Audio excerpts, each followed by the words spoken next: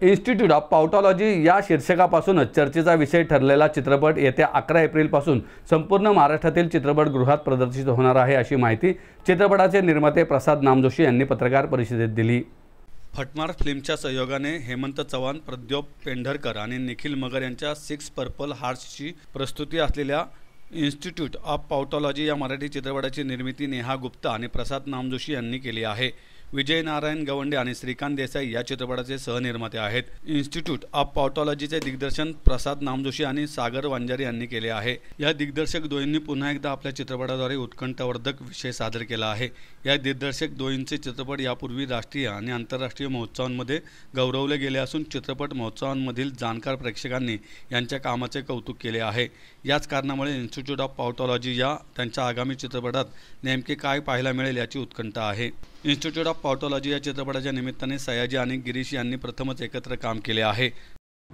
आणि सध्याचा एकूण काळ पाहता आपल्याला कदाचित सरळ सांगून काही पटत नाही किंवा गोष्ट कळत नाही, हो की नाही? म्हणजे एकदम महामार्गावरती मोठ्या छान समोरनच विरुद्ध दिशेने ट्रक येतो तर आपल्याला एक क्षणभर कळत नाही बाबा काय चाललंय आयुष्यात। तर तद्वत इतर काही क्षेत्रांबाबतीमध्ये पण एक अतिशय उपहासगर्भ अशी कॉमेंट करणारा किंवा एक जागृती आणून देणारा असा हा चित्रपट आहे। आणि या दोघांनी महाकष्टाने कुठलाही चित्रपट स्वतंत्ररित्या आजच्या काळामध्ये तयार करणं एक केवढं अवघड आहे।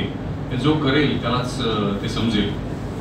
जावे याच्या वंशा अशा ती गत आहे। आणि या दोघांनी स्वतः बरीच पडून हा चित्रपट केला। एक पत्रकार मला असं वाटतं शिंदे सर, तर ते तुमचे काय म्हणतात त्याला दुसरे आहेत आणि त्यांनी अतिशय सुंदर कथा लिहिली होती। त्याचं एक नाटक झालं होतं माझ्या माहितीप्रमाणे, पुरुषोत्तम एकांकिका नाटक कंपनीवाल्यांनी केली होती।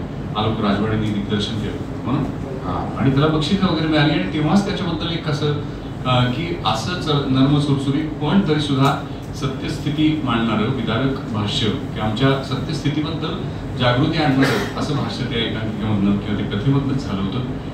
त्याच्यावर चित्रपट साहजिकच करावासा वाटत होता, त्याला जरा बोलवावंसं वाटत होतं। आणि मग यांनी दोघांनी या अगोदर पूर्वी खूप चांगली चित्रपट तयार केले होते आणि म्हणून त्यांनी इतक्या सगळ्या तुम्ही जर त्याची श्रेयनामावली पाहिली तर अनेक चांगले लोक पडद्या पुढे आणि पडद्या मागे त्यांनी एकत्रित आणले। व्हिजिटिंग फॅकल्टी, ती व्हिजिटिंग फॅकल्टी म्हणून ते पण गेस्ट कलाकार आहेत। त्याच्यात छाया कदम आहे, विजय निकम आहे, शशांक शेंडे आहे। त्यानंतर हे सगळं बघणारा माध्यमांच्या दृष्टिकोनातून एक पत्रकार सुद्धा आहे, त्याचं नाव त्या पत्रकाराची भूमिका संदीप पाठकनी केली। असे भरपूर कलाकार या सिनेमामध्ये आहे। आणि एक मनापासून प्रयोग, आम्ही वेगळ्या प्रकारे प्रयोग असा की ह्या चित्रपटाची निर्मिती पण आम्ही केली आहे। मी आणि नेहा गुप्ता, त्या आज नाही आहेत, त्यांनी केलेली आहे। सागरी त्याच्यामध्ये आहे। तर आम्ही काही व्यावसायिक निर्माते नाही, आमच्याकडे काही पैसे आहेत माहीत नाही, तुमच्यापैकी बरेच जण आम्हाला ओळखतात, मी अनेकांना ओळखतो। तर आपण सगळे काम करून पैसे मिळवणारे लोक असतो, आपण पैसे लावून पैसे मिळवणारे लोक नसतो। तर तसेच आपण सगळे आहोत। पण आम्ही हा प्रयोग केला याच्या निर्मितीचा आणि आम्ही असं अपील केलं सगळ्या लोकांना की आम्ही याच्या निर्मितीचा फक्त खर्च करतो, तुम्ही तुमच्या कामाचं मानधन आता घेऊ नका किंवा सिनेमा विक्री झाल्यानंतर पैसे आल्यानंतर आम्ही तुमचं मानधन देऊ। तर अशा प्रकारे आम्ही बहुतेक सगळ्यांशी ॲग्रीमेंट केले। खूप लोकांनी त्यांचं मानधन कमी घेतलं नाही, आम्ही आमची मानधन त्याच्यामध्ये घेतली नाही। त्याच्यामुळे थोडंसं आटोक्यात हा सिनेमाचं बजेट राहू शकलं। अदरवाईज याच्यामध्ये जवळजवळ 150च्या आसपास 135 कलाकार आहेत कास्ट केलेले, एवढं सगळं शक्य नव्हतं। या सिनेमाचं अजून एक वेगळेपण म्हणजे 2 तुमचे पत्रकार मित्र बांधव, शब्द बरोबर आहे ना, सध्याच्या काळात शब्द वापरताना अध्यक्ष होते, सगळे ओळखतात। आणि चिन्मय पाटणकर लोकसत्ताचे एज्युकेशनल पीठ सध्या त्यांच्याकडे आहे। ते या दोघांची भूमिका या सिनेमामध्ये महत्वाची भूमिका आहे, ती पण तुम्हाला याच्यामध्ये दिसेल। पत्रकाराचीच भूमिका आहे, फक्त एरवी ते जी भूमिका करत नाही ती वेगळी पत्रकाराची भूमिका अशी त्याच्यामध्ये आहे। तर ह्या सगळ्या लोकांनी आणि सगळे अगदी मित्र म्हणून आपुलकीने म्हणेल तेव्हा उपस्थित राहून अशा प्रकारे काम केलेलं आहे। यांनाही मानधन आम्ही दिलेलं नाही या दोघांनी।